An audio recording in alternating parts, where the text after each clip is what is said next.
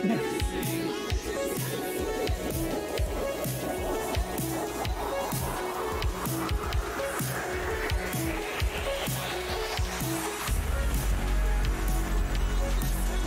is a lobster. How are you, my lobster?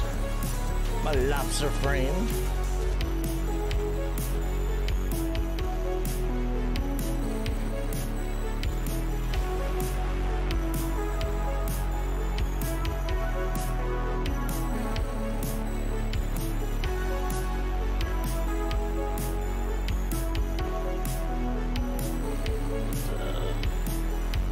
Trying to get it all organized.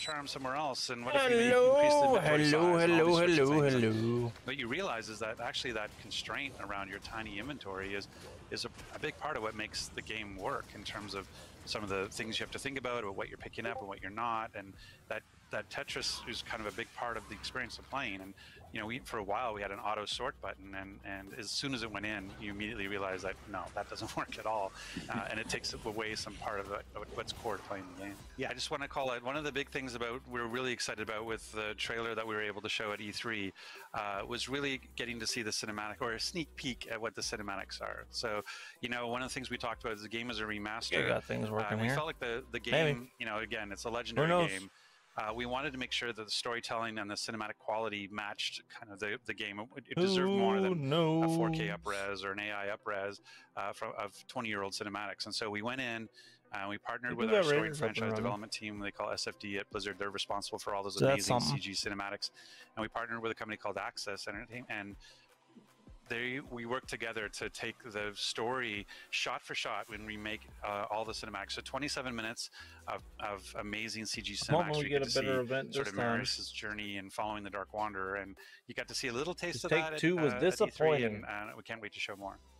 So, Rod, your career, you've worked on some, you know, major franchises. What has it been like for you jumping into the Diablo franchise? Are there any techniques across the different games you're working on, like Diablo 2, that are being utilized in Diablo 4? Really, I'm fishing for anything about Diablo 4 that you could tease, but yeah, feel free to elaborate on that. It's a good bridge. I'm glad it was nice of you to tell me what you were going for there.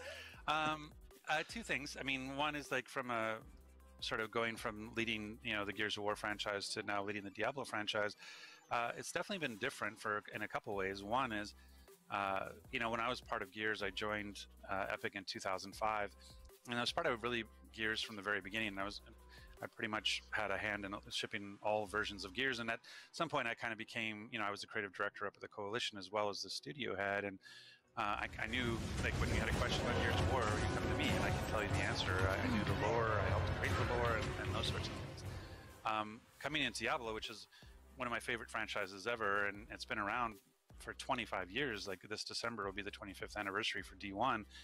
And even though I was an avid player and I loved it, like, I'm still not like I don't have the depth of knowledge that a creator would have, and so I've really had to come in as a student you're and not as a correct. teacher, in that way.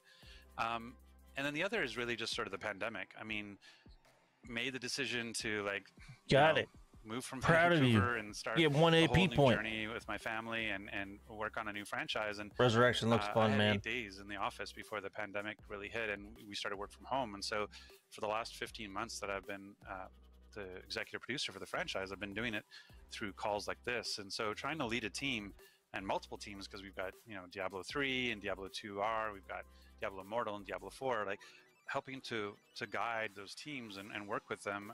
It's been really interesting to have to do through, you know, through a video camera and a monitor. But to go to your fishing for D4 information, I mean, the thing I can say is, you know, one of the things we did after we announced D4 is we really wanted to keep all the players invested in the game and understanding the kind of decisions we were making and include them on the journey. And so we were doing quarterly blog updates, and even we did sort of a video blog update at BlizzCon, if you will. So our next one is coming. So it's coming at the end of June, and it'll really be focused around the characters and the character art. So we're really excited about having another blog update and keeping people up to date with what we're doing with D4. Wow. Well, that's great to hear. I'm happy that I got a little bit of something about Diablo 4. You'll see more, and I promise. Great. And I am truly, really excited about Diablo 2. Thank you, and thank you to the team for all the work that you put in on that game. I didn't know you were actually into like Diablo and stuff, Lobster. It's good to know. Playing as a lord. I thought you were just FPS. We have very quickly gone from having absolutely zero information on From Software's hotly anticipated Elden Ring to having just so much information about Elden Ring. I was fortunate enough to talk with the godfather of Souls himself, Hidetaka Miyazaki, who gave me a huge amount of information on the game that totally recontextualizes what we saw in the most recent trailer. Here's what's really going on in the land. She's so horny. Oh, me so horny. Oh, me so horny. Oh, me so horny. Oh, me so horny. The trailer opens up in a very typical Souls-like fashion, with a softly spoken woman Oh, uttering you're good, a man. very cryptic message. You got dicks for days. So, who are the Tarnished? Well, for one, it's you. The player character is one of the Tarnished, much like in the Dark Souls games where you are a chosen undead or an ashen one. To explain what it means to be Tarnished, we must first explain a little bit about the world of Elden Ring, known as the Lands Between. The Lands Between and the people who reside within it, both great and small, were blessed by the Elden Ring. Been years since I've been on, but we're all planning on running through it once the Those resurrection. given grace by the ring are characterized by having a golden aura that's predominantly shown in their eyes. However, after a time, for one reason or another, some individuals lose this grace, and were thus exiled from the just Lands weren't Between, feeling it, my man. labeled as Tarnished. Then, for reasons unknown, the Elden Ring was shattered. Its pieces picked up and carried by many of the bosses that you'll eventually come to fight in the game. The destruction of the Elden Ring calls out to the Tarnished and compels them to return to the Lands Between, guiding them back to their former home. According to Miyazaki, one of the main themes of the game is how the players, the Tarnished, approaches or treats this newfound grace and this return to the land that they were once banished from, how they interpret this and the meaning. Miyazaki wants the player to discover for themselves what this return means and how they want to begin their adventure. The Lands Between is broken up into 6 distinct areas, each overseen by a particular demigod who holds a shard of the Elden Ring and has been twisted and warped by its power. I asked Miyazaki-san if there was I started up with you. I know you have. or if the player had total freedom to visit any of them. I just kept it running all this time. While you won't be able to access everything in this area, there are a lot of different ways that you can approach each area, and that there's a lot of freedom as to which order you can tackle different areas as well. There will be a hub area that will link these 6 areas, but it's not accessible right at the start of the game. Miyazaki further clarified that each of the 6 areas will house its own mainline dungeon map, which is seamlessly connected to the Lands Between itself. So from there you're able to explore these mainline dungeon areas, all of which are interspersed throughout the map. And, of course, while you will be using a horse to travel great distances around on foot, or, hoof, there will be a fast travel system as well. Though, of course, Miyazaki's preference is that players enjoy that aspect of exploration and uncovering the map for themselves. And it seems like there will be plenty of incentive to explore as well. Miyazaki confirmed that the skills that you see in the trailer, like this, and this, can be obtained through exploration, much like in the previous games where you would find weapons and magic spells off the beaten paths. Also, Weapon BS skills that can 2 also ranked be games. interchanged between weapons, and there are more than 100 of them to discover, which Miyazaki hopes, when combined with the many different weapons and magic spells, will offer build customizations that are richer and more varied than ever before. Finally, let's talk about some of these wild enemy designs. The main bosses are demigods who are written by still Song of so Ice and interested Fire in this author game, man. George R.R. Martin. And they I know it's a inherited Souls the mad game, painted but power of the Elden Ring shards once it was shattered. One of the things Miyazaki wanted to convey in their designs is that they're not just horrible monsters, but that there's an element of heroism and mythology to them as well, as they're essentially the old gods of this world. Each of the demigods fell to madness and ruin in their own individual ways, and FromSoft's designs aim to showcase this dichotomy of heroism and ruin. Brandish the Elden Ring.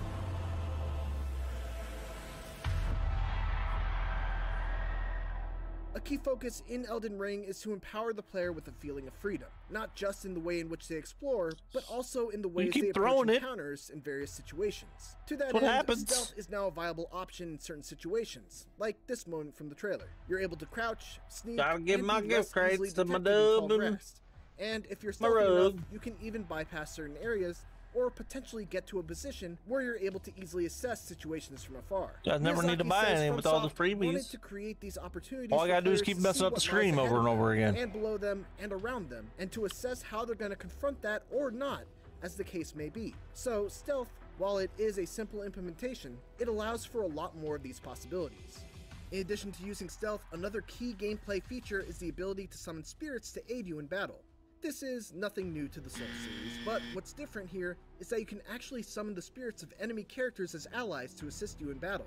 There are a large variety of them, so they're a nice collectible element within the game world to discover and equip as you go. Of course, Miyazaki also made sure to clarify that there would still be online summons where you could bring other players into your world for cooperative play as well.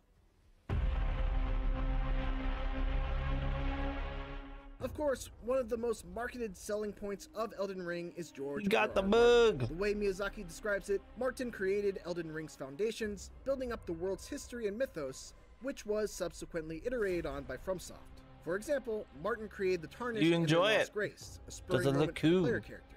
But then on top of that, Miyazaki explained, FromSoft built a lot of their own world, story, and gameplay elements that are necessary to the game and necessary to the player's guidance and how they find that footing in the world. Miyazaki said it was a great collaboration, and it was a Everyone got his approach shirt to the team. too. Rather than imposing new restrictions on the game, Martin himself was very open to From Software prioritizing the game's systems and leaving out anything they didn't want to explore, even though that ended up not being the case. Miyazaki explained that Martin's work was a huge source of inspiration and the impetus for the design of the game, so the world building and the systems went hand in hand. From Software has a reputation for its unique brand of story told predominantly within the margins. Miyazaki said that this will continue in Elden Ring. We want to retain that sense of the player discovering things for themselves and enjoying uncovering the world both Must be in terms delivery of day for action everybody. and narrative for themselves. Everybody but We Lobster. don't want to force anything on the player. That much has not changed. However, Miyazaki was also keen to express that an ease of understanding is paramount. Elden Ring is more character-focused than previous Souls games. While the player character themselves is a blank slate, other characters will provide a sense of depth and color. Everybody's merch delivered. I was just saying everything delivered but yours. Even with all I learned about Elden Ring in the hour I was given to pick Miyazaki's brain, there are still so many questions. What about PvP? How actually does online co-op work? Why does this man have 2 axes, 15 arms, and a bird head that breathes fire as one of those arms? Like all Souls games, it's best to leave some information to be discovered for yourself. Fortunately, the wait is no longer without end, as Elden Ring is dated for release on January 21st, 2022. Make sure to check out the full interview on IGN for some extra tidbits of information, and for everything else, keep it here on IGN.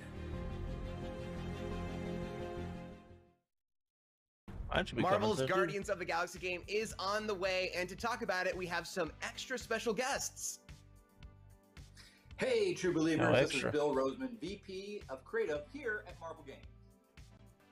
Hi guys, my name is Jean-François Dugas. I'm the Senior Creative Director at Eidos Montreal. I'll be here And I'm on Mary Demarle, and I am the Senior Friday. Narrative Director at Eidos Montreal, and super excited to talk about this game today. Yes, I'm super excited. You know, we all just saw the demo. It might be. Where in this Guardians of the Galaxy game, you know, the player controls That's Star-Lord in a third-person action adventure where the other Guardians follow him New around, show you know, starts banter with him, in give him a 12 hard minutes. time, and he gives them commands during battle, which I thought was really interesting. So my first question for you guys is, you know, what made you want to showcase Star-Lord as the player character and have him control the Guardians, as opposed to, you know, letting the player Don't get your hopes up, switch Lobster. between the characters or make it a multiplayer game or something like that? When we started this project, the first thing we did is to discuss with Marvel Games, Bill and his colleagues, and initially the talks were about like, we want you guys to run with the Guardians of the Galaxy and make it your own, create a new version that will feel fresh and unique and everything. So when we came back to Montreal, we started to discuss about different opportunities like multiplayer, co-op, or anything. But we were looking at what is the Guardians That game of the looks Galaxy. so good. And it's all about the characters, and it's all about those colorful personalities clashing with each other, and sometimes like getting along. And it's a mix of all these things with their qualities, their flaws. And we were, you know what, like it would be freaking awesome if you could be Hey, one of man, the Guardians. it happens. And putting you at the center of that team and surrounded by those characters. And It this happens. is how it came to be like, well, if you're Star-Lord, you're the so-called I pick up things pretty leader easy. because you're not necessarily leading them officially, and sometimes the Guardians, they will make decisions on their own and everything, but we thought like that kind of, I would say that ecosystem in which like they can be characters on their own, make their own decisions, have their own reactions, and you as the so-called Fuck leader, the Fennec. player, decide how to react to those things. And we thought that the purpose of that was really, really, really exciting, so we dove into that and explore what it would mean for the game. That's awesome. That's awesome. So, one of my favorite things from the gameplay footage that we saw was there's this team huddle ability where Peter I made something picks a cool last song, night. and it gives I his made the team little this ticker big that says combat dixpers boost, and under they're there. glowing, and they, you know, It's it looks probably really cool. one So of I'm a curious, kind you know, what kind of songs that do it we keeps choose track from? of Like, how deep many is the Dixper packs playlist were here? sold in the month. Well, And who you know, bought it when you think of last? the Guardians of the Galaxy, you definitely think of the Had to the custom licensed make it because music. And there's in no ours, you there's no know, way no one Star-Lord has stuff like being that. a child of the 80s, Peter Quill being So a child I'm of cool. the 80s, we have like 30 amazing Took about 2 80s hours to make. classic songs that everything from Iron Maiden to Rick Astley to Kiss to Wham. And it's a lot of fun, and it's more, as you saw with the huddle, it's more than just something that's in the game to support the action and the combat and the cinematics. We have this whole gameplay aspect called the huddle. Yeah, Which- and in the huddle, it's like when you're in combat, as you play, if you're doing great combos, you're engaged with your guardians and everything, so you're getting some momentum, and with that momentum, like it helps to fill the gauge for the huddle. And when this gauge is filled, you can use it at any given time. So maybe you're in trouble, you're struggling on the battlefield, or things are going well. So when you summon that, like Peter goes like, guys, huddle up, and they go into a huddle a little bit like American football, and the Guardians, when they come in, like they will give you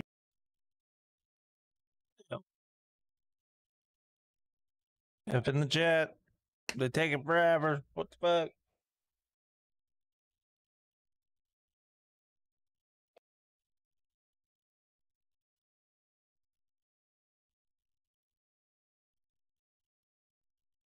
So, what are you guys expecting for Capcom? I'm expecting some Monster Ranch, or not Monster Ranch, Monster Hunter Rise news coming for PC soon. I'm expecting a Marvel vs. Capcom. I want a Marvel vs. Capcom, a new update. anyway, so he's on fire, but the Guardians are going back on the It's probably not going to happen, but I'm hoping. We haven't seen any fighting games the whole E3. That's the idea. I would like some new Devil May Cry news. It sort of illustrates how much the team at Eidos Montreal thought through everything. They just didn't take music. I and love just slap Devil it May on there. Cry. They really thought about and Hard were as hell. strategic and thought about how can we really make the music part of the gameplay, and how can we illuminate and spotlight. What it's I'm like mad to be about Star-Lord, trying to DMC bring though. this team together, and then what will that effect have? They in turned. They Star-Lord gave on the rest special of the team? edition, And coming but they into the didn't. music is a They perfect didn't have way a free to really, update from PS4 to get at what PS5. is unique about Star-Lord. He's not the alien. They were He's one of the only half-human, companies that didn't half-alien do that's it. out there in And I space, was and he kind of brings pissed off that about music it. with him. I love that. You know, music has become a quintessential Guardians thing, and the way you've incorporated it into the game sounds really fun and really cool. So, you know, Bill, what can you tell us about the story? You know, like how long have they been Guardians? What's the big event that gets the adventure going? So, you know, as Jeff and Mary said, we really wanted to present a Guardian story that would be, you know, immediately recognizable, but still ownable and unique. And so the player would say, well, I know this is the Guardians, but I haven't experienced this version of the Guardians. So in this story, our backstory is about 12 years ago, there was a big galactic war. And the universe and the characters themselves are still recovering from this. And out of the chaos and war comes opportunity. And so Peter Quill, as Star-Lord, is looking to, you know, make some money, but at the same time, you know, he has this buried deep down inside this heart of gold. So he wants to make some money, but also do some good. And so he gathers together some like-minded individuals. They have a 30-minute slot, so hopefully it's all trailers. Who feel all alone, feel like they don't have a family, are in search of redemption, in search of something to belong to. Yeah, I'm hoping it's all trailers, baby. And he brings them together as the Guardians of the Galaxy, and he even has a business card that he's passing around. So at this time, the Guardians are still trying to prove themselves to the universe. And so you, as Star-Lord, you are trying to hold this team together as you're going through the adventure. And as every Marvel story, it's got drama. I don't know if I like the ducking of this or not. It's filled with characters from throughout the history of the Guardians, going all the way back, looking to the 60s, all the way to the 70s, to the modern day iteration of the Guardians. So it's a great mix of kind of the best of ingredients, everything you'd want in a Guardians adventure. Is that good? Specific story, without giving any spoilers, essentially the Guardians,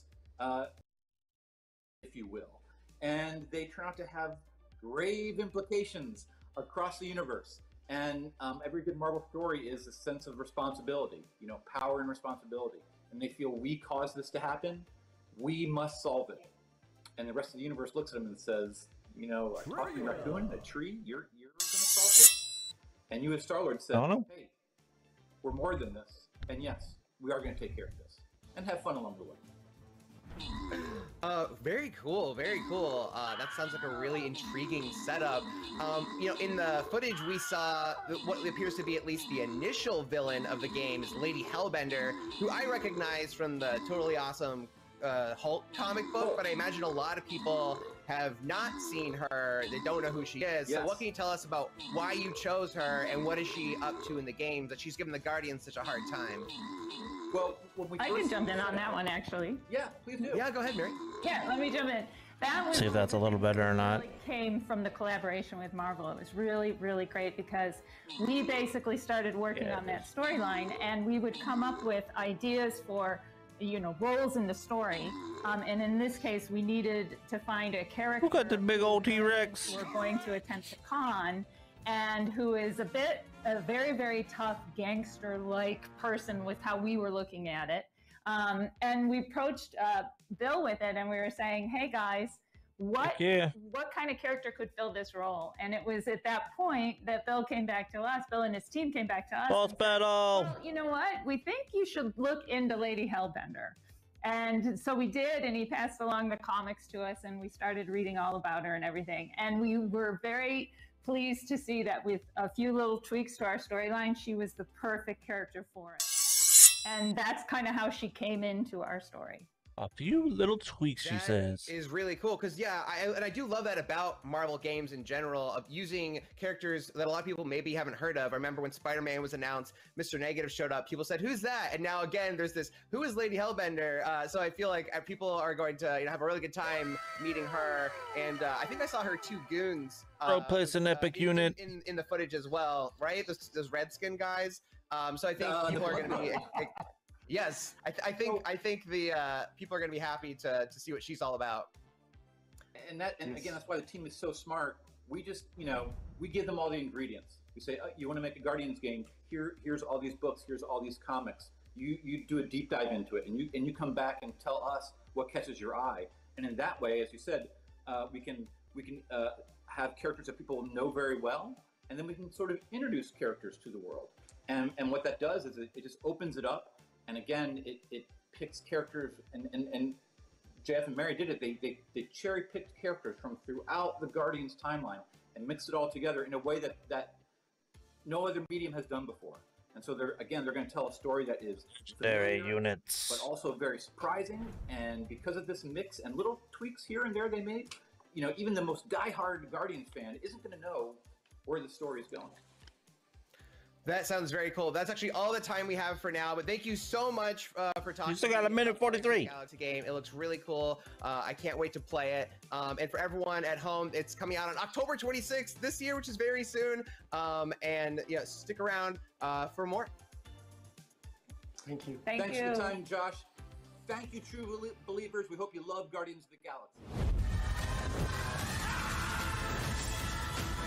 Do it.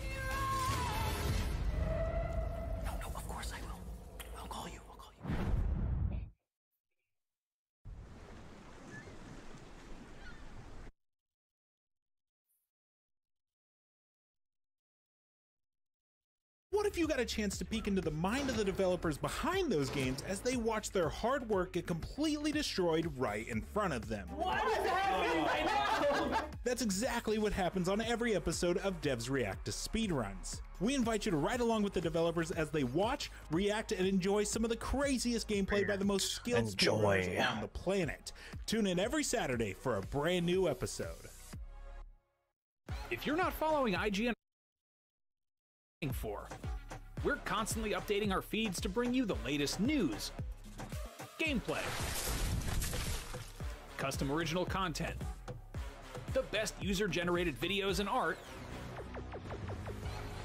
memes, and a whole lot more. Be part of the conversation throughout the year. Follow IGN on Instagram, Twitter, Facebook, TikTok, and Snapchat.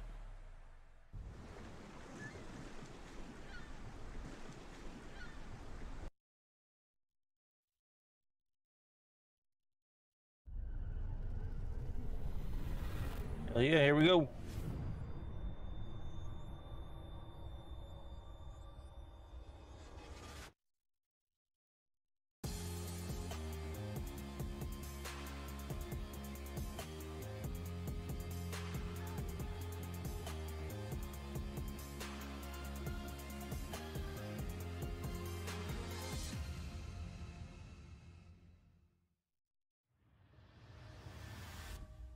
Welcome to the Capcom E3 Showcase. I'm your host, Rachel Querico, aka Seltzer, and I'll be your guide as we walk through the latest releases, news, and updates from Capcom.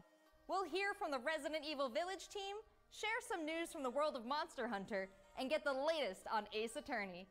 Then we'll wrap up with some updates from our friends at Capcom Fighters. So what are we waiting for? Let's get started. Ace Attorney. Our first stop today, Resident Evil Village. The Resident Evil franchise continues to pioneer the latest and greatest in survival horror. The team has been blown away by the response to Resident Evil Village, which launched last month. It brought the world another chapter in this decade-long So why explain about it now? The franchise celebrates its 25th anniversary this year. I'm honored to be able to introduce Tsuyoshi Kanda, producer on Resident Evil Village, with a special message for the fans. Another time. Bye-bye.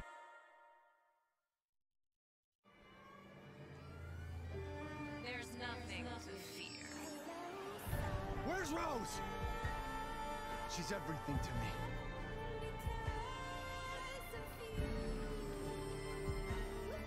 think it's time you left things in my hands. One day I'll actually play it. Rest now.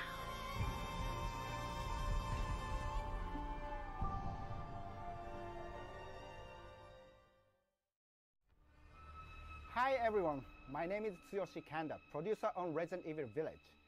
I wanted to take this opportunity to thank everyone who's played since we launched the game in May. We hope you're enjoying this new chapter in survival horror. As a reminder, everyone who purchases Resident Evil Village will gain free access to our online multiplayer title, Resident Evil RE-verse, where players go head-to-head with their favorite Resident Evil heroes and bioweapons. I'm now happy to announce that Resident Evil RE-verse will go live next month across all supported platforms. Didn't they do this with Resistance though? Into the fray to celebrate the We gotta stop doing that. 25th anniversary. Put more work in the actual game.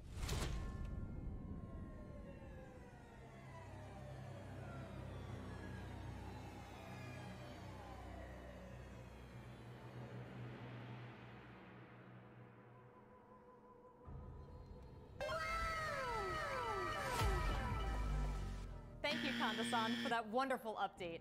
Next up, some long-awaited news from the world of Monster Hunter. Whether it's adventuring alongside monsters or battling them with friends, we've got something for you. First, let's dive into the brand new story-based RPG entry to the series, Monster Hunter Stories 2: Wings of Ruin.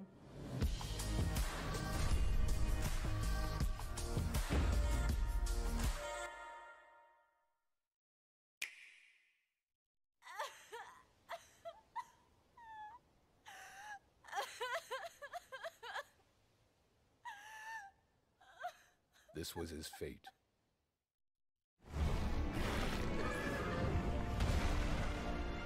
Red may have been strong and skilled, but against the awesome power of nature, he was merely a man. He never stood a chance. All around, things just kept getting worse. But I heard that Guardian Ratha had survived and returned to Hekolu Island. Never played any of the stories. I went there to see Red's old monster again.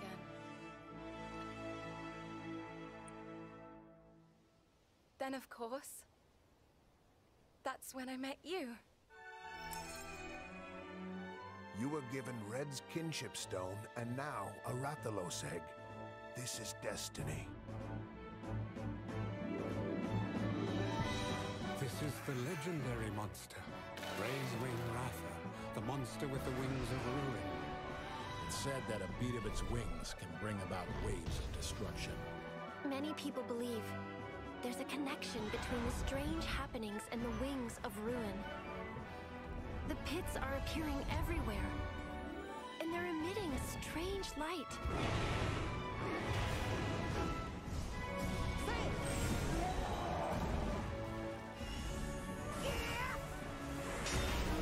Those look cool though. What's this whole idea of forming kinship with Is monsters? it like a How do you control them? turn-based RPG? Monsters help riders. I'd be more interested if it is. And the bonds between monsters and riders are just like your bond with Tsukino.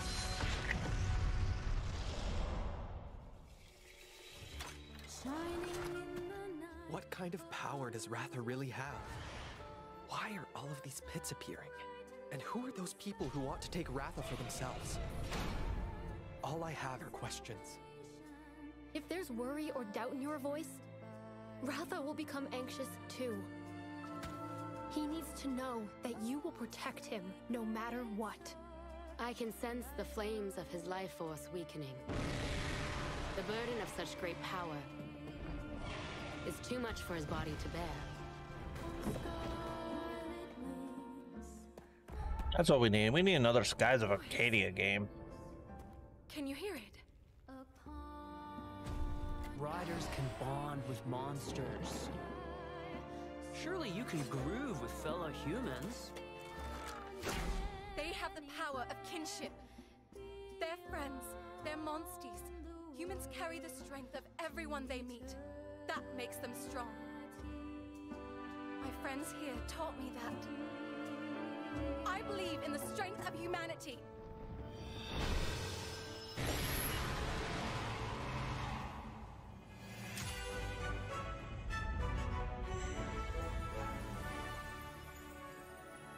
Wings of Ruin.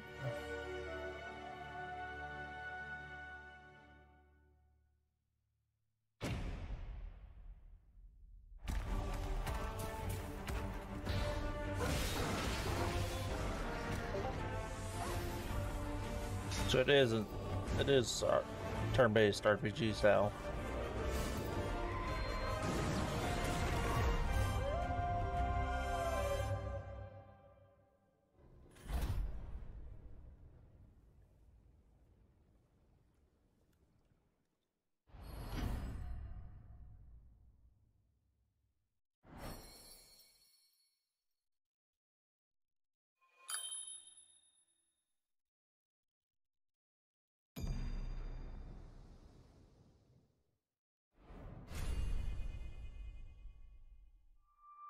So much Monster Hunter that you gotta mix with Monster Hunter. And how about that announcement? The canine companion Palamute from Monster Hunter Rise will be joining Monster Hunter Stories 2 as one of the new monsties in the first free title update coming soon after the game's release. You can get an early peek at the game with the Monster Hunter Stories 2 Wings of Ruin trial version starting on June 25th, which also carries your progress over to the full game release just a few weeks later on July 9th. That's not the only way to join the hunt. Millions of you made Monster Hunter Rise a huge success earlier this year, and we have even more content coming, including a new collaboration on the Rise. Let's find out more. Take note, take two. Let's go! This is for my fellow hunters! Goku's voice, I think.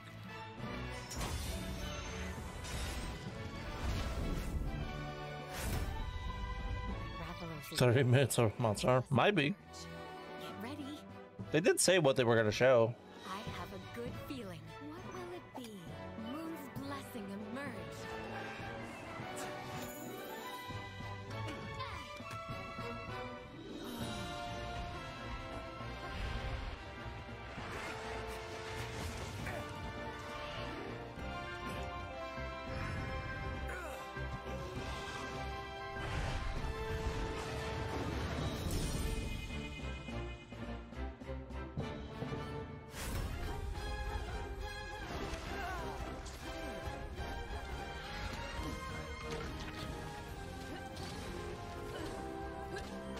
That no one's gonna get a chance to play because I'm only playing it on PC.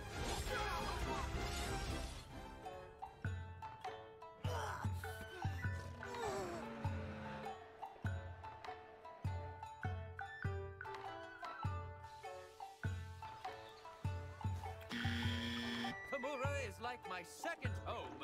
You think you can take on Rondine?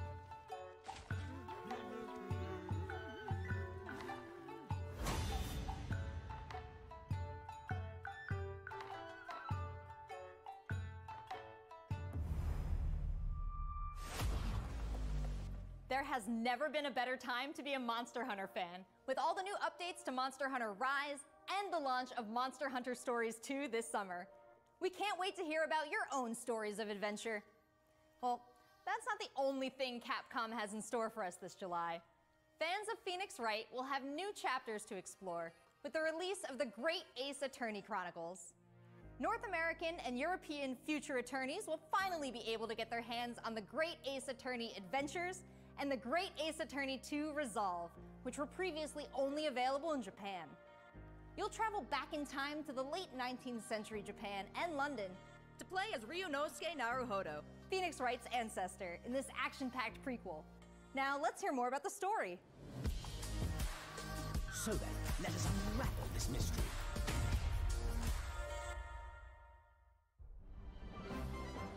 Welcome to the center of the world. Great Britain's mighty capital, London. This country is incredible. I will become a lawyer. I have to.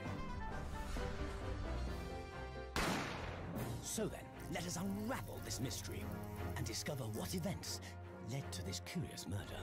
Who are you? Herlock Sholmes. You must have heard of me. We must solve this case, Naruhodo-san.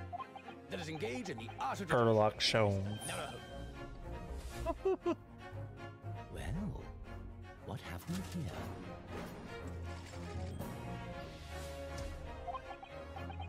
It would seem the truth is now tantalizingly close. The defense demands its right to a cross-examination.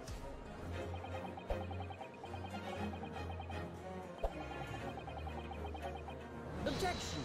Your testimony completely contradicts the facts. Objection! My lord, with all due respect, this is an outrage!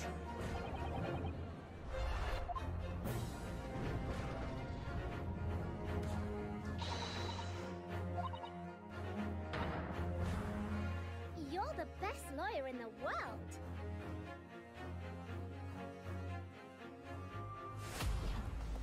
So we have 10 new cases and 8 mini escapades where you can take on the role of a defense attorney. Now, we all want to see some gameplay, right? Let's take a closer first look at 2 gameplay features new to the franchise in the Great Ace Attorney Chronicles: Dance of Deduction and Summation Examination. Hello, I'm Jonathan, Capcom's marketing brand manager for the Great Ace Attorney Chronicles. So this is the capital of Great Britain. Where to? The Supreme Court in Whitehall, if you wouldn't mind. The Capcom team is thrilled to present 2 new gameplay features, Dance of Deduction and Summation Examination, coming to the Ace Attorney series.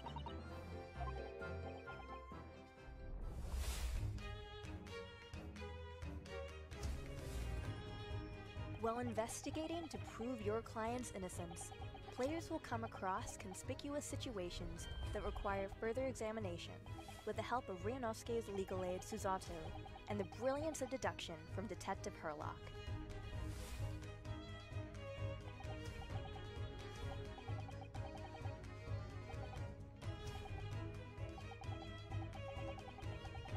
Herlock will proceed to present his logic and reasoning spectacular, a grandiose yet flawed series of conjectures.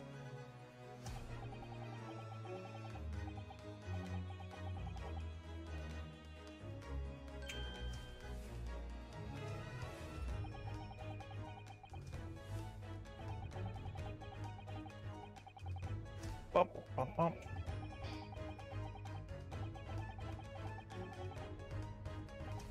Wasn't the trailer pretty much gameplay?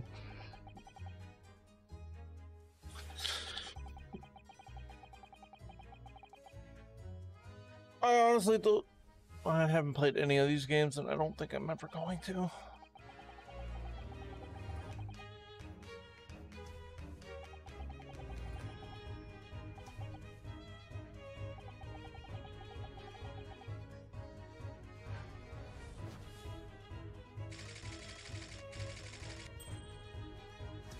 Ryunosuke and Susato will then discuss to correct the flaws in Herlock's deductions.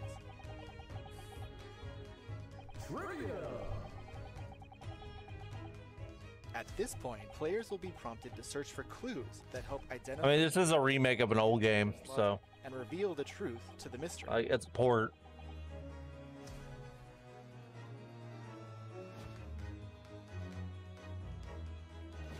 As players present new evidence and observations, Herlock will amend his deductions based I mean, Nintendo does do voiceovers half the time on either. uncovering the truth. Ryunosuke and Herlock enter into a semi-metaphorical, semi-literal dance that brings them to the conclusion of the dance of deduction.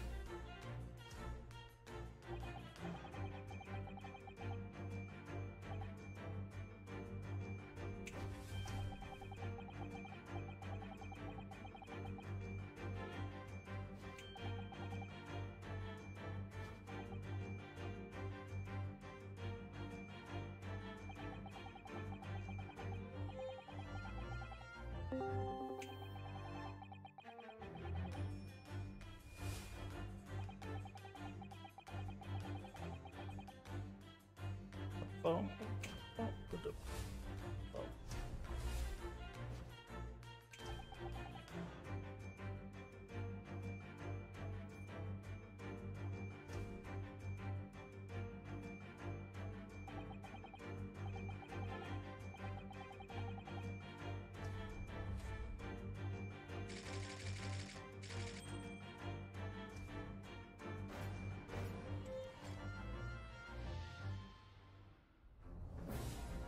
In courtroom battles, players will attempt to convince 6 jurors of the innocence of their client.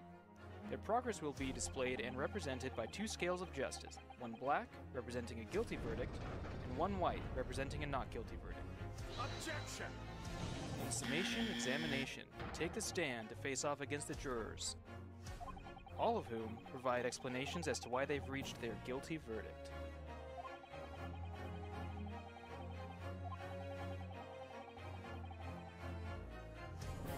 You'll have to identify conflicting statements and sway the jury in your favor.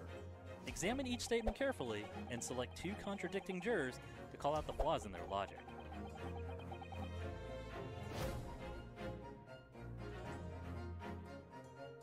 Objection! Objection. There's so much other games that Capcom could be putting out to help prove the contradiction in their claims. When you successfully point out one of these contradictions among the jurors, you might just change their minds too. With a slam of their fist, each juror you persuade will send a fiery ball towards the scales above and literally tip the scales of justice in your favor. Bring each contradiction to light and persuade the jury to help prove your client's innocence. Objection! My lord, with all due respect, this is an outrage! This has just been a small taste of the exciting new gameplay features in the Great Ace Attorney Chronicles. We are very excited to get this game in the hands of both new fans and diehard fans alike. Thanks for watching. It already seems like I have a bunch of games to catch up on. There are some exciting new adventures and titles to look forward to. Well, that's a look at the new premieres from Capcom, but what about esports? Let's close out today's showcase with a few words from 2 of the stars of Capcom Fighters, Rob TV and Vids. I'm a fighter. They'll tell us what's been going on with Capcom esports, including updates on the Capcom Pro Tour, Intel World Open, Street Fighter League, and all the other content on Capcom Fighters. Over to you guys.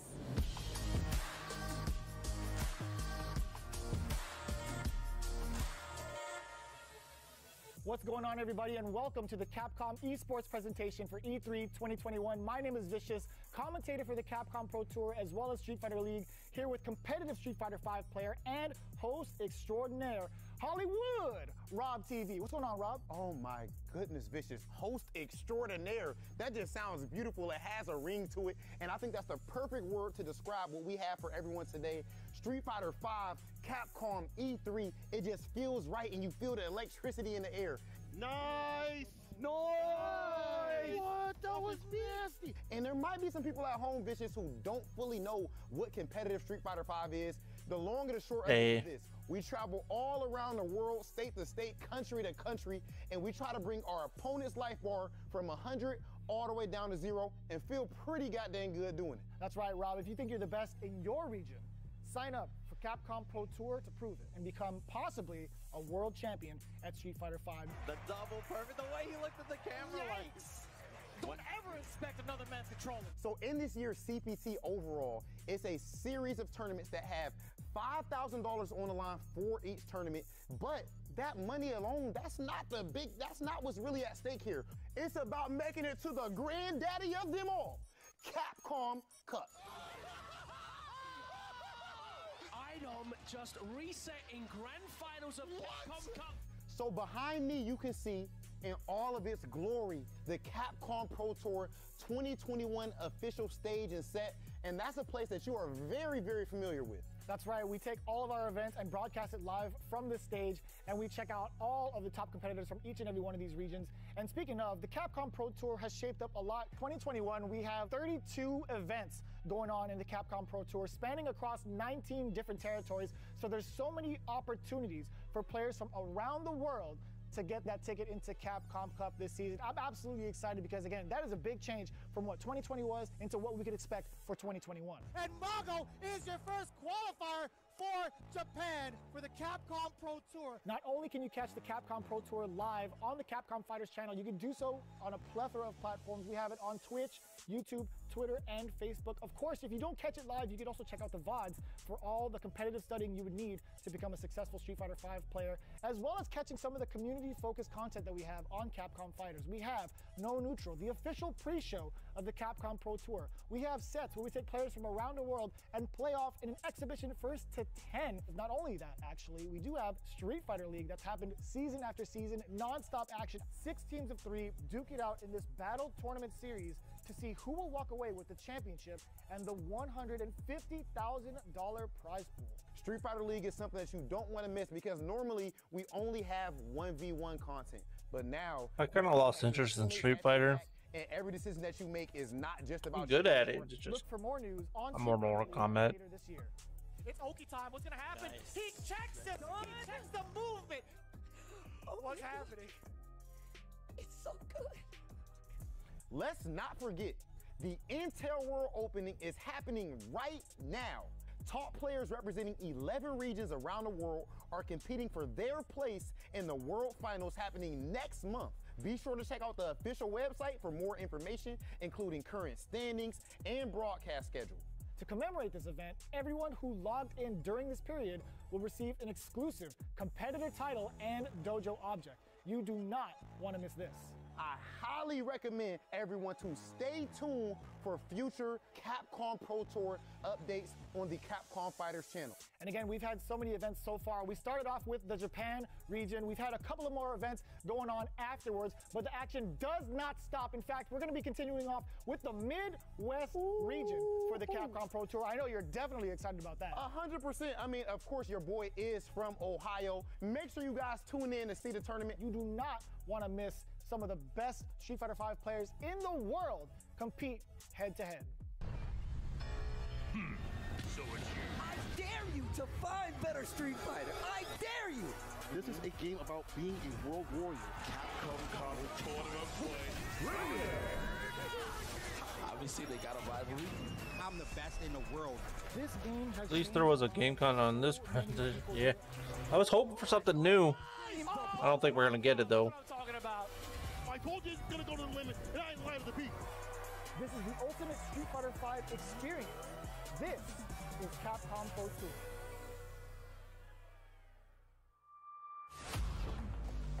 Thanks, guys. It's been a really exciting season so far, and I can't wait to see how this plays out on the road to Capcom Cup. Remember to check out Capcom Fighters' Twitch and YouTube channels for more information and to watch the latest matches. So that's a wrap for Capcom at E3 this year. Let's recap what we all saw. Resident Evil Village is back with the latest installment of the survival horror. Old game, old game, old game. As part of the franchise's 25th anniversary. We have new adventures to embark on in the world of there was Monster a new one. Hunter with Monster Stories Hunter is new. Stories 2, Wings of Ruin, and Monster Hunter Rise. And don't forget to go back in time with the great Ace Attorney Old, Chronicles new, to tap old, into the family history of old. Phoenix Wright and solve new cases. Finally, Old. don't miss out on the esports fun. Make sure you catch the latest matches with Capcom Fighters. There really is something for everyone here today. But don't go anywhere yet. Join the conversation on Twitter and make sure you check out the Capcom virtual booth on the E3 portal to watch all these videos again and more. I'm Rachel Querico, aka Seltzer. Thank you for being part of the Capcom experience at E3 this year. Easy question gets easy points.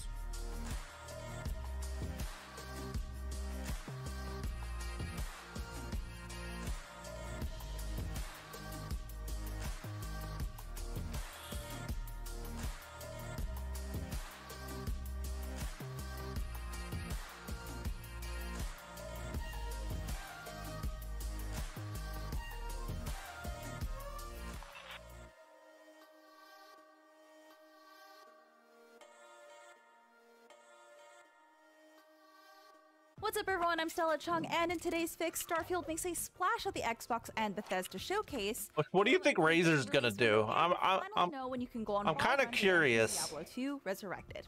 This is your daily fix.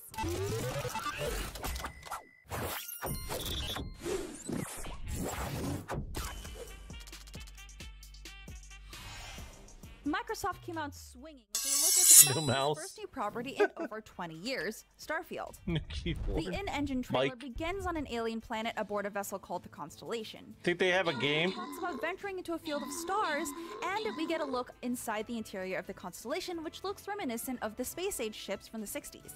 Beyond the cinematic trailer, we still don't know much about the gameplay itself. You're gonna watch Razer unveil a game, so they have a game over Take-Two. Bethesda also confirmed separately that Starfield will be the first game created on its updated Creation Engine 2, which means improvement to graphical fidelity, among other things. Just imagine that. Bethesda Game Studios themselves stated, "We've spent years developing it to power the next generation of immersion and exploration." And yes, you'll be able to play it on Xbox consoles and Well, I need a new mouse and keyboard, so yeah. That's Give me not something all good. Green had I in don't really store. like Razer though. A deeper look at Halo Infinite and its free-to-play multiplayer. Our first taste of Infinite's multiplayer came in the form of a fast-paced montage of match moments. Razer and Logitech are just basically upgrades from Halo games past mass-produced return, garbage. as well as our favorite narrator.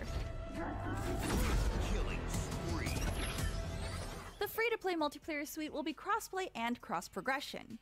The experience will reportedly be optimized for every device: PC, Xbox One, Xbox Series X, and S. We also got a glimpse at the campaign with Master Chief using his grappling hook to pull That's what I have. through some zero-gravity I have the SteelSeries Rival 600. with the Master Chief, but judging by its dialogue, Cortana may still play a pivotal role in the story. Halo Infinite will be launching on Game Pass at release, but we just don't know when that release date is specifically. Although they did say it was due this holiday after having been originally delayed out of fall 2020. With the remaster of Diablo I have 2 two announced at keyboards. I have a BlizzCon earlier Logitech this year, G9 fans have been wondering just and a Logitech wireless for like $3, $5, Diablo something 2 like that. Resurrected is hitting consoles and PC on September 23rd. This HD remaster of the classic It's a little era will Logitech be mouse. available on PC via Blizzard's But I have the SteelSeries SteelSeries Series X and S, Rival Xbox 600 One, mouse PS4, PS5, for everything and else. Nintendo Switch. Just has a third It will button. include both the Diablo I want a 2 new base mouse game though. and Lord of Destruction expansion. This follows a playable alpha in April, which looked pretty impressive. Despite a few changes, Blizzard is trying to stay true to Diablo 2's roots. If that isn't enough fire and brimstone for you, the remaster will be available standalone or as a part of a bundle. The Diablo I don't usually watch Razer, but I'm kind of curious to make sure that it's better than the Diablo Take-Two. 3 Eternal Collection, which includes Diablo 3, the Reaper of Souls expansion, the Rise of the Necromancer content pack, and a few cosmetic goodies. Pre-orders are available now, and don't forget to pick up Word's leg so you can open that portal to the Chaos secret level. With E3 now in full swing, are there some games you're still looking for? Did Microsoft blow your mind? Let us know. I'm Stella Chung, and that was your Daily Fix. Now that you're all caught up on the news, be sure to check out the rest of our E3 coverage. Razer's on the last YouTube, thing for across tonight, social too. media, and even on your smart TV. Download the IGN app on all of your mobile devices, subscribe to the Daily Fix on Snapchat. Watch it be another Zoom meeting. Everything else, IGN.com.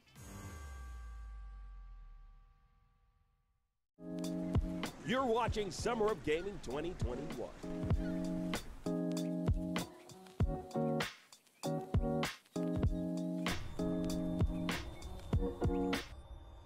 Welcome to the Razer keynote at E3, the world's biggest video games convention. We have got an insane show for everyone today. We have come a long way here together. Probably. Gamers by gamers, and today we're one of the biggest gaming brands in the world. We span hundreds of millions of gamers, from PC gaming to console gaming to mobile gaming. But what I'd like to talk a little bit about today, to kick things off, is PC gaming, something near, dear, close to my heart, and pretty much to talk about the decade of the Razer Blade. So in 2011, we launched the world's first true gaming laptop. And this caused quite a bit of controversy back then, because gaming laptops were not gaming laptops in the true sense of the word. They were gaming luggables back in the day. Super thick, super heavy. And the Razer Blade was the first true gaming laptop in the sense it was super thin, super light, and super powerful. And it ushered in a new generation of gaming laptops. And since then, over the past 10 years, the entire industry has moved to follow in the footsteps of the Razer Blade. In 2013, we launched the world's thinnest gaming laptop. 2016, we invented the world's first Thunderbolt 3 external GPU. In 2018, we launched the world's smallest 15-inch gaming laptop. And since then, we've now got the entire Razer Blade family. We've got the Blade Stealth 13, we've got the Blade Pro 17, and of course, we've got the Blade 15. And the Razer Blade has been both a critical and commercial success. It's been called the very best gaming laptop in the world and continues to win accolades over and over again. And at this point, many of our fans, many of the Razer community is asking, what's next? So we go down and we talk to every 50-inch laptop. one of our fan base, for gamers, by gamers. We talk to the press. And one thing that we've heard consistently A gaming tablet. couple of years is, when is Razer going to make an AMD gaming laptop? Well, ladies and gentlemen, I'm incredibly excited to be able to announce that we're now working closely together with AMD. One time AMD becomes expensive. Best designers and engineers together with the top AMD engineers. And what we've created in a single line is the ultimate AMD gaming laptop. And with that, we are bringing back the legendary Razer Blade 14. How do we do this? How did we make the ultimate AMD gaming laptop? Well, we took a look at the 14-inch gaming laptops today. Now, many of them have tried to follow in the footsteps of the Blade 14 that we created some 10 years ago, and many things have changed since then. In terms of form factor, many of the gaming laptops out there are portable, but we feel they could be thinner. I think so. Be slimmer. Now, They're usually early because they're there's been not much at innovation. noon. Don't get me wrong. Noon They've my got a time. Great GPU in there, but they max out at a RTX 3060. In fact, in It'll be a big one though. power or TGP, they max out at just 80 watts. And we feel You should get some Zelda, Smash, a bunch of stuff possibly. the right materials and with, of course, the right cooling thermal solutions.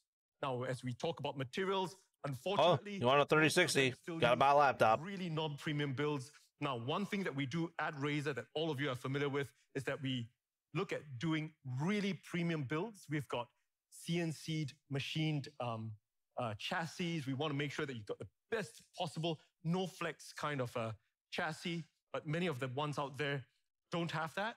And of course, cooling. Many of the 14-inch gaming laptops are still using solutions that we pioneered some 10 years ago. At Razer, we've really pushed it ahead. We've had vapor chamber cooling for years now. We are in the next generation of that. We've done that for laptops. We've done that Might be for cheaper. phones, over and over. Now, in terms of having all this last gen tech, many of them are still limited in terms of the ports that they've got. They've got only a couple of Type A ports, a couple of Type C ports, so on and so forth. And they've got truly, truly uninspired keyboards. They're using single color backlit keyboards. Why? Because they don't have space or they don't have the imagination. But at Razer, we've got loads and loads of imagination. And what do we want to imagine? Well, a whole lot of ultras. Ultra what? Well, ultra powerful. We want it to be ultra powerful. We want it to be ultra thin. We want it to be ultra fast. We want to have ultra connectivity. We want it to be ultra responsive. And of course, ultra immersive. That's a lot of ultras to make the ultimate AMD gaming laptop. But let's talk about how ultra powerful the new Razer Blade 14 is. Now, together with AMD and Razer, we have designed and engineered in a single line the world's most powerful 14-inch gaming laptop. This is not any normal gaming laptop that we're talking about. We're talking about the world's most powerful 14-inch gaming laptop. And to this end, we wanted Double to make ultra, one of the yeah. most powerful I counted 6 on ultras. the planet today, and we've picked the AMD Ryzen 5900 HX. This is truly an incredible CPU. That's about $1,000. Talking about a HX class, an extreme class AMD processor, and it's an unlocked processor. Hold on, we'll add another one or two to it. HX class processors. We are using a HX class unlocked processor, a Zen 3 mobile processor in a cutting edge 7 nanometer level. It's an 8-core x86 CPU, and it's got an up to a whopping 4.6 gigahertz of power. This is an insanely... Hell yeah, we gonna play some Star Citizen. And joining me here today talking about this partnership to make the ultimate AMD gaming laptop is Jason Banter, VP of Product Management of AMD. Razer is known for some of the most... Oh, I checked out that spaceship that you got. It does have storage. That's why we at AMD are excited to partner with Razer for the first time, bringing Ryzen, the world's best mobile gaming processors, to the Razer laptop lineup. Engineers from both companies partnered together, start to finish. It also has storage that you don't know about. Like when you collect gems, that goes into a different storage. In the new Razer Blade 14. The new Blade 14 features an unlocked Ryzen 9 5900HX processor, enabling elite gaming performance. I need a laptop. Notebook with amazing battery life. I just don't want to buy one. 5900HX delivers 8 cores and 16 threads of Zen 3 core performance. A max boost clock of up to 4.6 gigahertz quickly dispatches workloads, reduces latency when gaming, and performs 3D renders at breakneck speed. I'm sitting on the couch. I could be like doing stuff. 5900HX also doubles the L3 cache size compared to the 4000 series. This massive on-chip memory is vital to unlock the full performance of discrete graphics for gaming. And all of so I can work based on other than here. Process technology. The AMD Ryzen 9 HX series I don't need one. designed to deliver the most immersive gaming experience you can get in a laptop. Not really. Zero compromise. Like I say, I want one all the time, and AMD, I never get it. Congratulations to men. I'd rather buy a better graphics card. For outstanding execution on this project. We're proud to be a part of this generation of Razer Blade laptops. I need to finish my desk. Look forward to expanding these opportunities for gamers in the future. Thank you very much, My Jason. desk needs to get done like this week, AMD talking about our partnership. and I need to get that building done. CPU, of course, while we've picked one of the most powerful in the world, is just half the equation. What's on the other half of the equation? Well, the GPU. Why? We've picked one of the most powerful CPUs in the world, and we've also picked one of the most powerful. No, I have. I have a slight case of RLS. Now, our engineers and NVIDIA, we've been working together. So I don't like sitting still. Optimizing it. We've got the best. I'm always like GPUs bouncing in the world with NVIDIA. They've got up to 8 gigs of VRAM. And one thing that we did is that we've managed to push the total gaming power up to 100 watts of power. We're not talking about the 80 watts that everyone else is doing.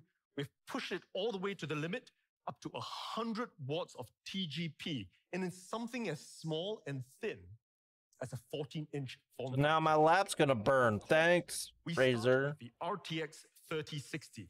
It's a great GPU. That's what everybody else is also using, but we wanted to start with that. Now, over and above, our thermals guys said, you know, we're crazy at Razer. We're the mad scientists. We're gonna throw 3090s in there because no one else can get them. Further. So what have we done? Well, in the new Razer Blade 14, we've got an RTX 3070 option. Now you know why you can't buy them. Powerful GPU matched with a truly. Why would they put 3070s in them? They're old news. Where's the 3080 Ti's? We want to take it up to 11. We are going all the way up to the moon. And what we've done with the new Razer Blade 14 is that we have now added as an option a crazy and insane RTX 3080. Imagine that, the most powerful GPU on the planet with one of the most powerful CPUs on the planet.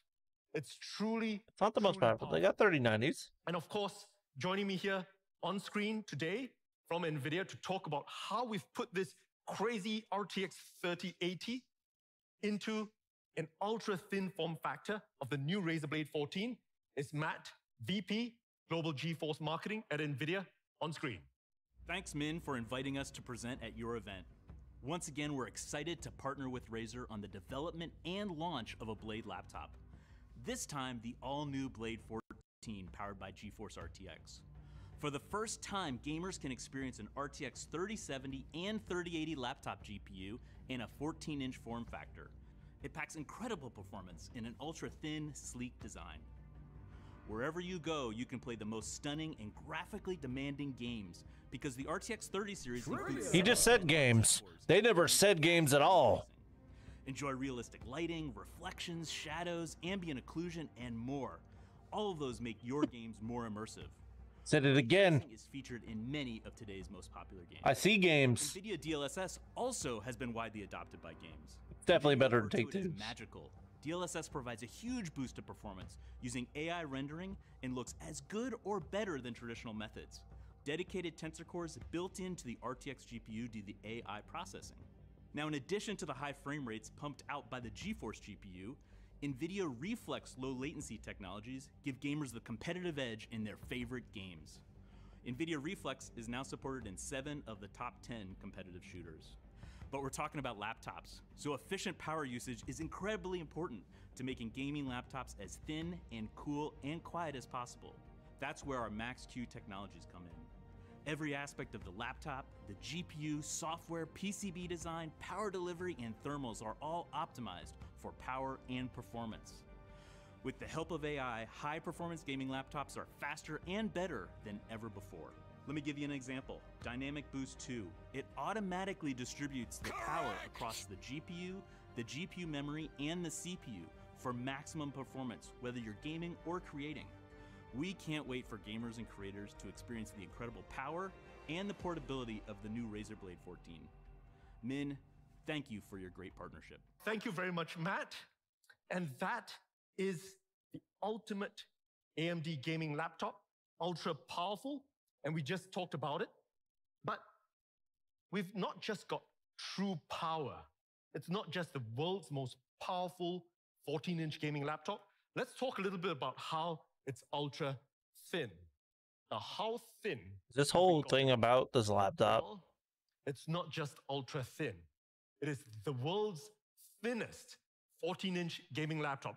That we're not going to be able to afford because it's probably like $4,000 already. The world's most powerful 14-inch maybe $3,000. Laptop. And now I'm actually saying it's also maybe they have $10 payment plans. Thinnest 14-inch gaming laptop. We are talking about 16.8 millimeters thin with a 3080. I didn't know you could do that. It's 0.66 inches thin. And the reason for it is because me neither. For the past 10 years, we've been bringing together the best thermals engineers on the planet. They've got all kinds of innovative I'm okay with it. They've been pushing the limits. And what we've got over here in the Razer Blade 14 is the next generation vapor chambers. And we've designed this from ground up. We are light years ahead of the competition. Many of them are still copying what we've done 10 years ago. And today we're 10 years ahead. We're a full decade ahead. We've designed the next generation vapor chambers in the Blade 14. They learned how to be water and air benders all in one. 88 fan blades. Razer is the avatar. Scientists, we made sure that every fan blade was designed from the ground up. 88 fan blades. What does that mean? Every single fan blade in our fans is about 0.1 millimeters thin. We have designed fan blades the width of a human hair. In addition, of course, they should have made the fan blades 14 because it's a 14. Kind of touch it to believe it. Why 18? Understand that's what a Razer Blade is about. That premium quality. And of course, they're making this amazing laptop, but nobody's going to want it because it's 14 inches. Ultra thin. The world's thinnest 14-inch gaming laptop. So let's talk about how fast it is. Ultra fast. We've got the fastest 14-inch display. We've got two options. We've got a FHD 144 Hertz, and we've got a QHD at a blazing fast 165 Hertz. It's old news, buddy.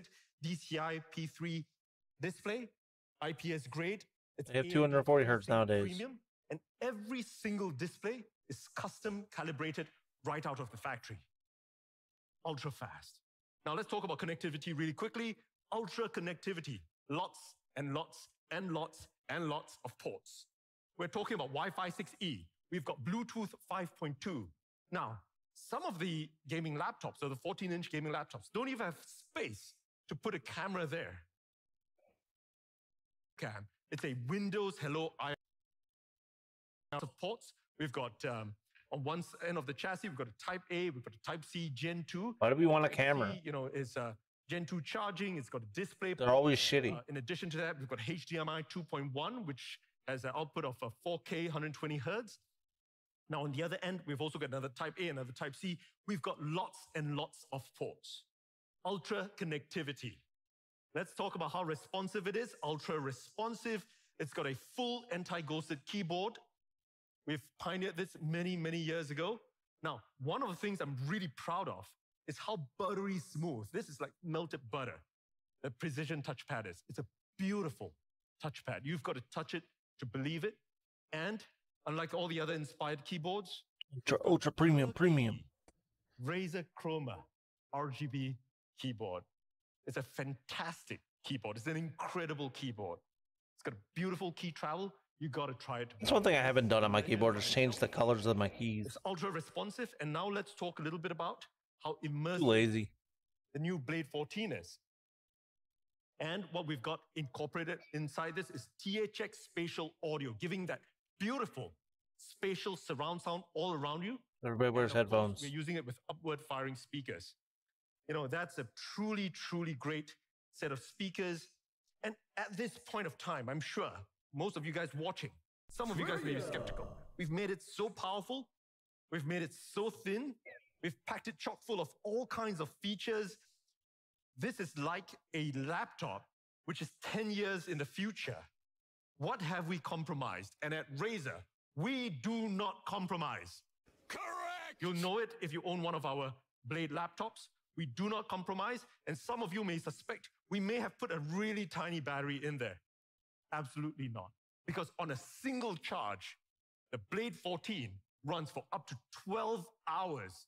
That's an insane level of battery life in the Blade 14. Now, the team has put together a video, a quick ad to kind of show it to everyone. I'm sure you're excited to see it. And let's show it for everyone. Here you go.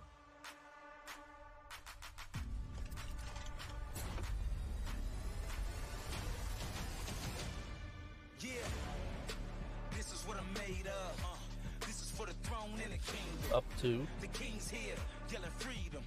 Do or die, do it now if you believe it. You reap what you sow every season. Yeah, you kill what you eat when you feast it. Yeah, it's definitely for the sound and No different than any other laptop. in that time of war, no retreat. Never lay down and die on my feet. I look the reaper in his eyes and won't blink. I'm the voice every time I speak. It's like thunder when it strikes. I'm the king. I honestly don't see the appeal of this, but I'm the king. I am supreme. I am king. like it's a cool laptop. I get that, but And at this point of time, I'm it's sure gonna all cost of you like will $4,000. actual real thing. This is not a figment of my imagination. This is not a figment of the imagination of a gamer out there. But here it is, the legendary Razer Blade 14, back in flesh or back in CNC aluminum. You can see it's ultra, ultra thin. Imagine we've got a HX class CPU in there. We've got a 5900 Ryzen, of course. We've also got a 3080 NVIDIA GeForce GPU, all in an ultra thin 16.8 millimeter form factor. It's super I'd be more interested if it was a 27-inch laptop. The display, this is a 165 hertz display. As you can see, it's just truly, truly beautiful. And yes, there is a webcam. They should have made it a gaming tablet. And it just sounds beautiful.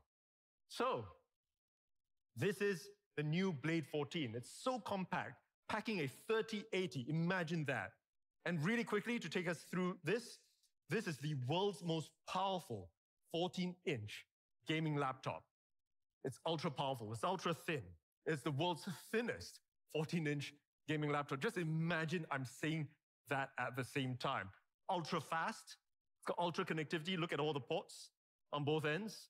It's got an ultra responsive gaming keyboard, and it's ultra immersive. You know, You've seen the upward firing speakers, and all of this with 12 hours of battery life. Today, together with AMD, I'm incredibly excited to announce the ultimate AMD gaming laptop, the new Razer Blade 14. Now, at this point of time, you want to know the price, you want to know availability. Well, I'm sure with a product like that, you're probably quaking inside thinking, is this going to be a $5,000 laptop? No, it's going to be $4,999. It's got the most powerful CPUs and GPUs, right? You know, is this going to be a $3,000 laptop? Well, ladies and gentlemen, the new Razer Blade 14 starts at just $1,799. Not that bad. When is it available? Well, not in 10 years from now. It's available right now today. By the end of this keynote, you can order it. And where can you order it? Well, you can order it online at Razer.com or at any of our... I just wish the screen was bigger. You can check them out. Will they take $10 a month? Leading retailers globally. You can check it out right away today at just starting from $1,799. Ladies and gentlemen, the new Razer Blade 14. I want to play Civ on it. AMD gaming laptop. So that's the first product that we've got today. And we've still got a big show ahead. So what's next? Insanely small, insanely powerful. And what am I talking about? Well, it's our all-new USB-C 130-watt GAN charger. 10 years ago, when we first launched the Razer Blade, one of the big innovations that we did was we went and redesigned the charger. 10 years later, we're now really pushing the limits of what we can do with power. So here is a traditional power brick. It's shipped in many of the other gaming laptops out there.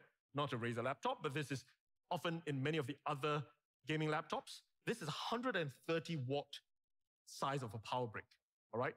It's almost 3 inches tall. It's got about 6 inches wide. How big is the new Razer GAN charger? Or how much smaller is it? It's up to 59% smaller. It's so tiny, it can fit in your pocket. And it's not just smaller, it's also up to about 17% shorter. It's an incredibly, incredibly small charger. So I thought you guys would like to see how small or how large the chargers are. This is a traditional 130-watt power brick. It's pretty big, it's pretty heavy. It's something that will ship with your traditional luggable kind of a laptop. So how small is the Razer GAN charger? Boom, it's just hiding behind it. It's just so tiny. The same amount It's funny. of power. All the links to the laptop are all for the old one. 130-watt charger. And this is already considered one of the smaller 130-watt chargers out there. You can see how tiny, how small it is. But we've got another surprise for all of you. This charger can only do one thing. It charges your 130-watt laptop or gaming laptop. This charger doesn't just charge your laptop. Boom. It charges up to 4 devices simultaneously. That's how powerful, that's how insane this product is. This is the Razer GAN charger, USB-C 130 watts of power, truly compact power. Here's the side profile. Here's the front profile. You can see the 4 ports, 2 USB-Cs and 2 USB-As, truly compact power. And here's a perspective shot. Truly, we've designed this so that this is the perfect charger that you can buy. It allows you faster charging up to 4 devices. It's mobile and travel ready with global adapter plugs. And in summary, it's small enough to fit your pocket. Charge up to 4 devices at once. Faster charging, 2 times USB-A, 2 times USB-C, mobile and travel ready. And it's got safer power delivery features. Now, what does it work with? Well, lots and lots of selected devices. As long as it's got USB-C and charging, it works with a whole slew of Razer Blade laptops, Apple MacBooks, both the Pro and the Air, Windows laptops like the Dell XPS, tablets, smartphones, smartwatches, and much more. So, is this $500? Is it $300? Well, absolutely not. The Razer GAN charger is just $179.99.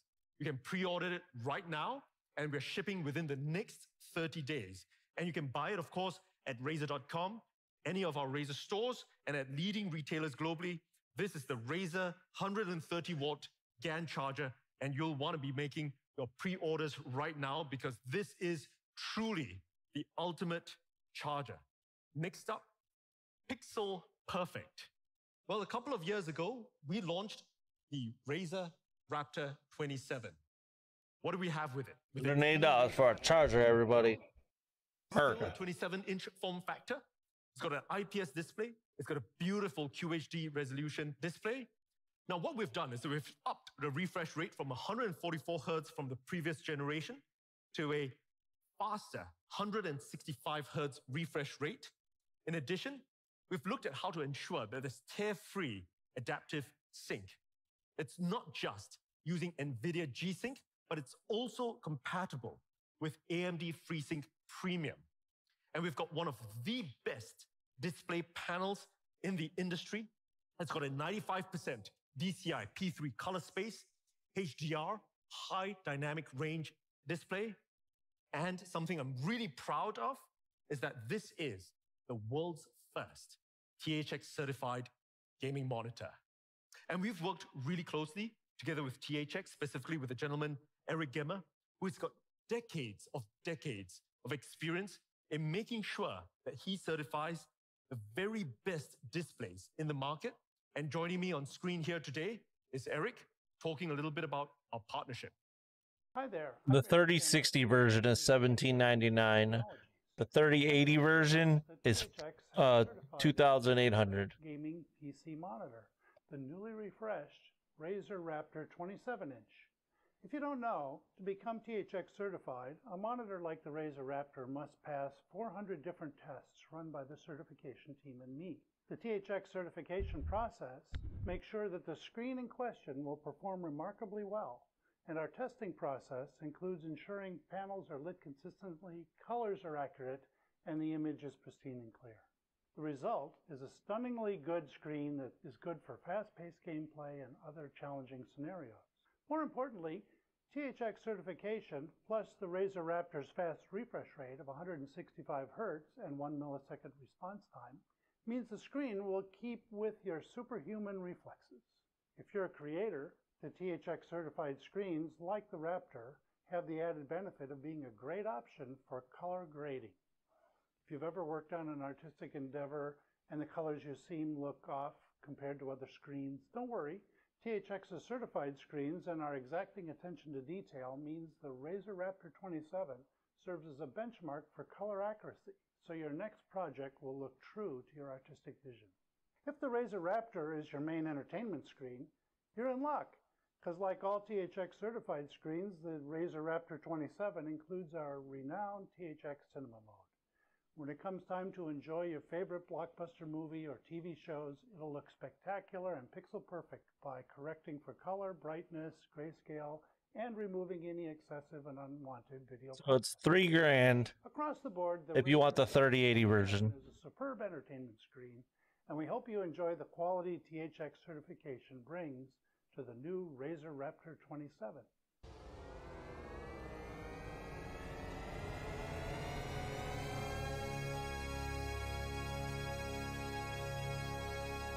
Thank you very much, Eric. So that's Eric, who's had decades and decades of experience in terms of making sure that the very best displays in the world are certified in accordance to THX's highest standards. And I'd like to talk a little bit about the new Razer Raptor 27. It's got a forged aluminum construction. It's got a beautiful construction. It's got a unique 90-degree tilt that you can flex it and have it positioned any way you like it. I want my TV. So I have to look down like this. Lots and lots of ports. It's got a beautiful integrated cable management. It's truly unique. Oh, you got to add lots and lots and lots. And when you touch the back of the new Razer Raptor 27, it's got a beautiful textured fabric backing. Now the display, you got to add lots, ultra premium. Gaming modes, as well as immersive cinema modes that you can use. And over and above, of course, it's integrated with Razer Chroma RGB. So it fits the entire Chroma RGB family. With Chroma as the world's largest RGB platform, you can rest assured the new Razer Raptor will fit in terms of the entire desktop or battle station that you have. Now, one of the things that we've done to update the new Razer Raptor 27 is to include VESA compatibility. New Razer Raptor will allow you to use monitor arms with a VESA compatible mount, and this is also backward compatible with the previous Razer Raptor 27. And of course, the mounts are sold separately, and I thought I'd share a little picture of how a triple screen monitor might look on your desk, and it looks just beautiful. Now, at this point, I'm sure many of you guys would like to see a video that we've put together for the new Razer Raptor 27, and here you go.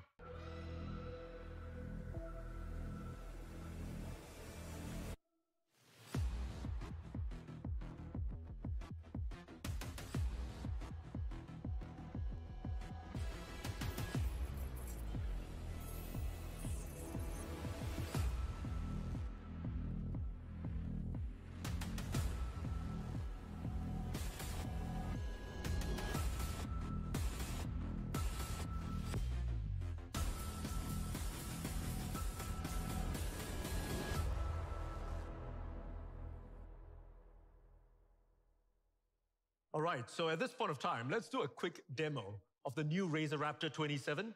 Let's call up the Raptor 27. All right, here you go. It's got a beautiful, beautiful screen. It's forged out of aluminum. It's a beautiful monitor. Let's turn it around so people can see the integrated cable management. As you can see, it's got a truly unique cable management system. All right, let's turn it to the front Looks again. chunky. And one of the things that we've updated, the new Raptor 27, is, of course, the VESA mount. And with the VESA mount, now you can have a triple screen monitor. There you go, boom. Display over here, right on your battle station. If you turn it around, you can see how it looks. It's truly, truly unique. And we're really excited to be able to present this here today, the new Razer Raptor 27. Thank you very much. So, in closing, it's got an ultra-fast display. We've upped it to 165 Hertz. It's a beautiful display. It's got adaptive sync. Bear in mind, it's got both G-Sync and AMD FreeSync Premium. It's the world's first THX-certified monitor. And it's a VESA mount compatible, sold separately. And it's got this really clean, ultra-clean cable management system. And lots and lots of ports. Take it whole free. So how much is the new Razer Raptor? Well, you can pre-order it right now at just $799, and we will be shipping within the next 30 days. And of course, like most Razer products, you can order it at Razer.com, Razer stores globally, and leading retailers. And also, you can order the new VESA mount, which is optional, at just $99, available today at Razer.com and at global Razer stores. Ladies and gentlemen, the new Razer Raptor 27. Pixel perfect. So that's what we have today at our Razer keynote at E3. Remember to join us after this. We've got Razer Store Live. Every month we run this. We've got great new products that we announce. We've got giveaways, and we stream it live from one of our Razer stores somewhere in the world. But that's not all. We've got one more thing to share with everyone, and it's safe, social, and sustainable. And what am I talking about? Well, no other than Project Hazel. 800 We from announced this oh yeah, I at forgot. CES. They have their own masks. And at CES, we had some truly, truly insane press coverage with everyone out there saying, when can I get a Project Hazel? Will you make it into reality? And it wasn't just the press. We had resounding response from the community, every single one asking us to make Project Hazel a reality. And People wanted it. had great ideas for features to remove. We've heard your feedback. We continue to hear your feedback on Twitter, on Facebook. Ping us anytime because we listen to all the feedback for gamers, by gamers. And what I thought I would do today is that I'd give everyone an update on the project because we are going to be making Project Hazel a reality. So what kind of updates can we give? Well, when the pandemic first started, we converted one of our manufacturing facilities to make surgical masks. Today, we at Razer make high quality, certified surgical masks, and we ship them worldwide. We've donated over 1 million masks worldwide in the US, in Europe, in Asia, in Africa, etc. And we continue to do that. High quality surgical masks meeting the very best standards. And what we've done is that we've taken the learnings from that, the engineering, the design, and we've put that into Project Hazel. So Project Hazel is going to be using replaceable N95 grade filters. We've now designed in a secure silicon face seal. These are just some of the updates since the last time that we talked about this at CES. And we are going to make sure that Project Hazel follows the lab testing with BFE rating that we've done for our surgical masks. That's the safe aspect. Now, what about the social aspect? What are we keeping? What are we not keeping? Well, first up, the clear, transparent design. We're definitely keeping that. We're also adding in interior lighting so that in low light conditions, you can still see the face of the Project Hazel user. And one of the big things that we've added this time around is anti-fog coating. So we've got an anti-fog coating on the inside of the Project Hazel to ensure that the social function still remains even during use. Now, what about sustainability? Now, many of you will be aware, sustainability is at the core of what we do over here at Razer. We care a lot about the environment. One of the things that concerned us the most when who needs a new mouse or keyboard? We need face masks. Was the sustainability of the surgical masks. Well, Project Hazel has got a reusable mask design, and every single filter lasts 3 times longer than single-use surgical masks. And what I'm really proud to say is that every filter uses 80% less material than traditional surgical masks. Now, I'm sure many of you are waiting to try out Project Hazel, and I'm going to talk about availability at the end of this. But if you can't wait to try Project Hazel out, we've got something really special for all of you. You can try the Project Hazel filter online and see how it looks on your face. You can check it out on Instagram, check out Razer, and here's a quick video to show how you can use the Project Hazel filter on Insta.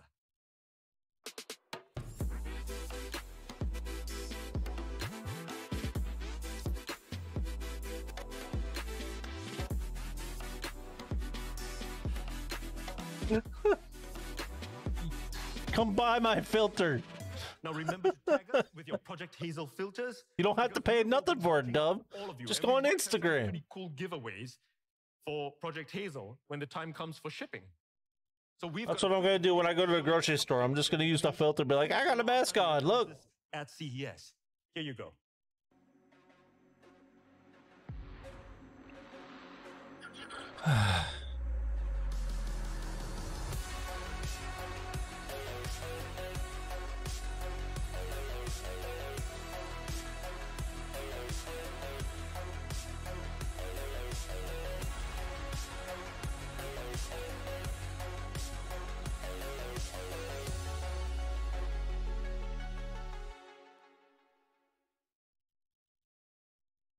So, I'm sure many of you are asking, when can I get one?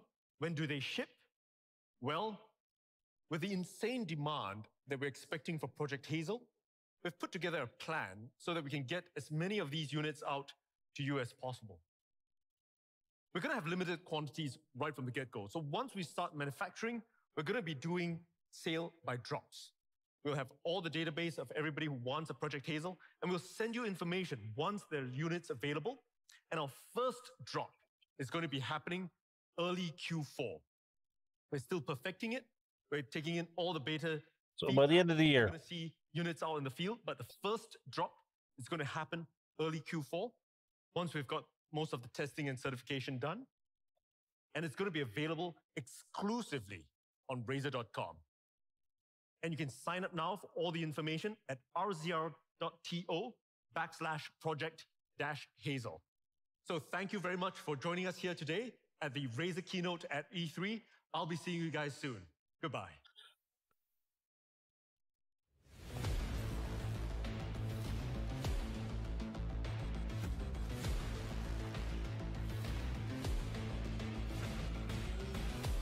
They didn't say.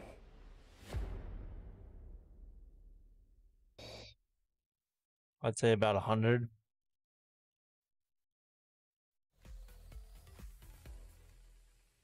All right, that's it. And the Razer presentation is over. Laptops, monitors, and face masks. Oh my! You want that Project Hazel? You getting into one of those? Oh props? heck yeah! I thought it was one of their like April Fool's jokes things. It's To be honest, starting that way. I really didn't think that was going to be happening. Well, so they underestimated all of our desires to be able to see each other's mouths while you actually talk to one another. I ain't right? gonna lie. When it said it was see-through, I was like, but I wanted to hide my face. Oh, I'll tell you, somebody hard of hearing, being able to read your lips is so clutch. Like it's. Yeah.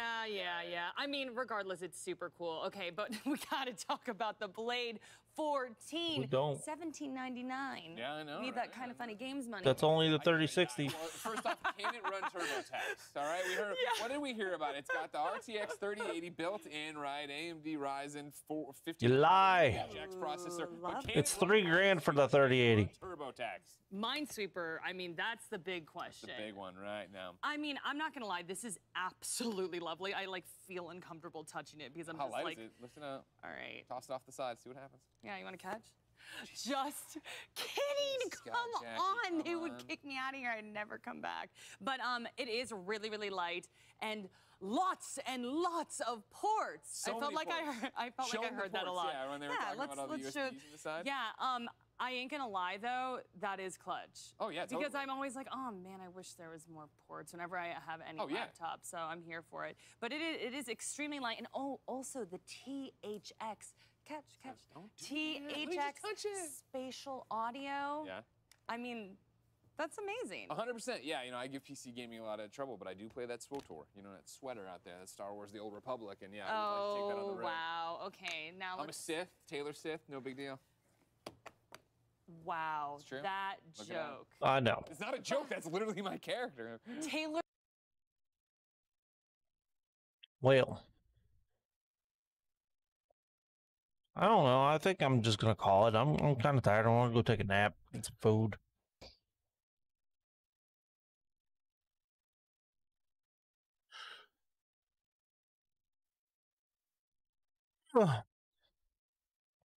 Play some games after a bit. Figure out what I'm gonna do. I'll be on tomorrow at noon. Tomorrow at noon.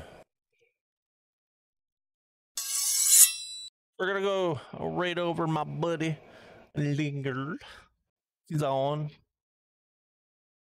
We're gonna watch a State Farm ad apparently. As we wait and wait.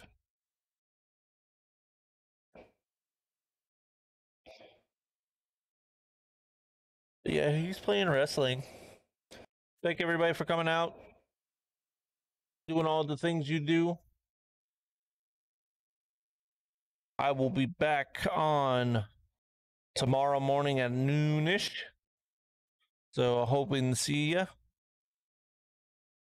So yeah, other than that, go show them some love. Love you guys. Bye.